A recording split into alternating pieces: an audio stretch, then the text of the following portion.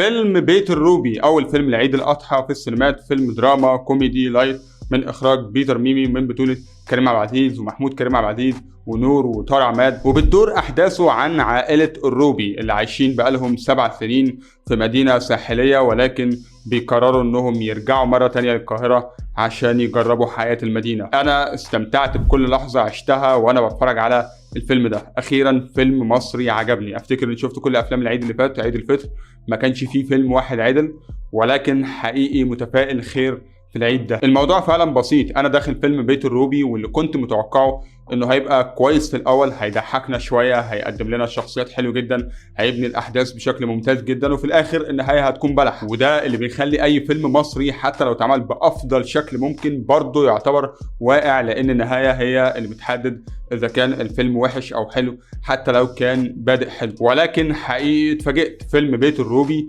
بدأ بشكل حلو وانتهى بشكل احلى. بكل تأكيد مش افضل فيلم في التاريخ، مش اقوى قصة في الدنيا، مش بيحمل اعمق رسالة ممكن تشوفها في حياتك، وهو مش مطلوب منه كل ده. هو فيلم درامي كوميدي خفيف، مش فاكر شفت القصة فين قبل كده، ولكن مألوفة لأقصى درجة. عندنا شخصية ابراهيم الروبي ومراته ايمان ومعاهم اولادهم شريف وشمس، عايشين حياة أورجانيك جدا، حياة هادية من وحي الطبيعة في مدينة ساحلية، هربانين من الماضي، شيء سيء حصل لهم زمان، فبالتالي قرروا يسيبوا القاهرة ويروحوا يعيشوا بعيد عن الناس، يقفلوا على نفسهم، يريحوا أولادهم من غير مشاكل من غير حوارات. ولكن في مرة من المرات العائلة بتستقبل قرايبهم إيهاب وبهيرة، ومن خلالهم بيقرروا يرجعوا تاني للقاهرة عشان الأولاد يتعودوا على حياة المدينة. ومن هنا بنشوف حياة المدينة من منظور ناس كانت سايباها بقالها 7 سنين. الدنيا زحمة، خناقات طول الوقت في الشارع، اكل غير صحي، محدش طايق نفسه، وخصوصا في المناطق الشعبيه الناس حرفيا مجانين. كل ده موجود في التريلر، ما حرقتش اي حاجه. اجمل حاجه هتاخدها من الفيلم ده هي الرساله اللي بيقدمها الفيلم. تحس انه عباره عن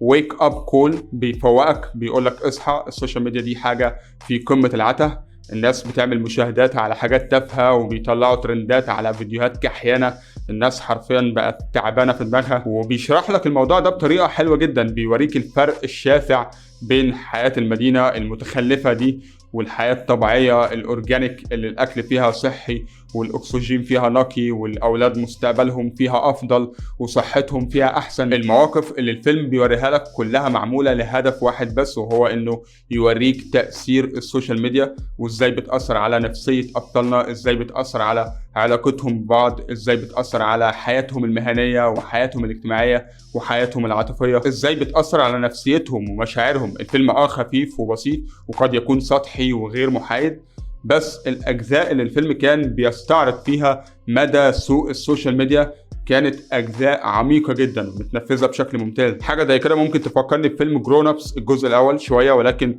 اللي فعلا افتكرته كان فيلم بيتناول قوي القصة دي، هو فيلم كابتن فانتاستيك. بعشق الفيلم ده، بيوريك الفرق بين حياة السوشيال ميديا والحياة الطبيعية، بيوريك الفرق بين الحياة في المدينة والحياة في الأدغال. بالنسبة لي فيلم بيت الروبي مناسب قوي لينا احنا كمصريين، ومناسب للعائلات بالذات. أي أب وأم يهمهم جدا إنهم يشوفوا الفيلم ده، هيعرفهم على الأقل ولادهم محتاجين ايه عشان يتربوا صح. ده بالنسبة للرسالة والدراما والحاجات الجد اللي في الفيلم. في ناس ما يهمهاش كل ده، عايزين بس يضحكوا. فالسؤال المهم هنا، هل الكوميديا مستواها عالي؟ هل الفيلم بيضحك؟ بصراحة معرفش، كوميدي سبجكتيف، بس لا، بالنسبة لي مستوى الكوميديا ما كانش وحش. الفيلم فيه النوعين من الكوميديا، كوميديا المواقف ودي اللي انا بحبها جدا ودايما بتضحكني وللأسف مش كتير في الفيلم، وكوميديا العبط، الكوميديا بتاعت انا عبيط اذا انا كوميدي، واللي بتتلخص في حاتم صلاح ومحمد عبد الرحمن ومصطفى ابو سريع. موجودة لو انت شخص بتضحك على نوعية الكوميديا دي هتلاقيها، بس برضو مش كتير. من الاخر فيلم بيت الروبي فيلم حلو مش وحش، رسالته حلوة، الكوميديا اللي فيه ظريفة. النهاية من اكتر الحاجات اللي اثرت فيا وانا بتفرج واللي مخلياني مدي تقدير قوي للفيلم. فيلم بيت الروبي تقييمي ليه 8 من 10. وبس كده، دي كل حاجة عندي الفيديو ده. ما تنسوش بقى اللايك والاشتراك والجرس والحاجات دي عشان بتساعد جدا، واشوفكم على خير ان شاء الله في الفيديو الجاي. سلام.